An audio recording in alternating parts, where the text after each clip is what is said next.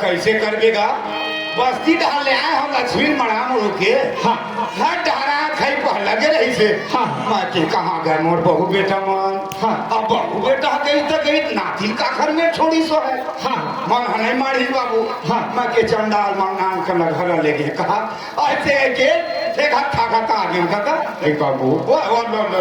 तुम पड़ोसी पर देखे हैं पता नहीं लगी से लक्ष्मी लेके हो है सियान मिल गए सियान बैठे हुए देखे ना चलो थोड़ा बहुत कमा का बोझ लेके धर के आगे है ये कहा हो गए बेटा ये देख ऐसी तुम्हारे घर की माता सेवल बजाए कराओ हाँ ये छत्तीसगढ़ हमारे धान के कटोरा है दूजे राम हाँ बाबू ये छत्तीसगढ़ महतारी सेवल बजाबो हाँ हमारे गरीब किसान के पेट है चढ़ेगा बाबू जी वो ए धरती मैया के सेवल करबो हाँ हाँ तभी के हमारे जीवन पार लगी बाबू लगी सेठ साहूकार होते दुकान खोले बैठे रहते हाँ हाँ और हमारे का है किसान आदमी के ये धरती में ये सेवन करबो तब हमारे जीवन चलते बाबू एक काम है तब थोड़ा बहुत पसीने से पेलूज खाए कहाँ रे भाई नहीं गया हम बाहर बात देखे पलक रही बेटी का माहू नहीं हम हर माचूर के पंगे बाबू हाँ रागर कैसा बथे कसवा सालनी काहे कैसे खा रहे हर तात तात लागते हो ओ बाबू पिसाब का गई कैसा लगते आए तब के पिया थे या सुधा थे पिया थे रोवा और तेरे साले मोरे पटकुन चूचू कर दी इसका हो चल जेवन हमारे लिए जुड़ावत हुई सियन हां चल चलो बेटी तेरा सोच के हां खाता में हां हां अब क्या क्या कमा लेकर दादा हो हां ले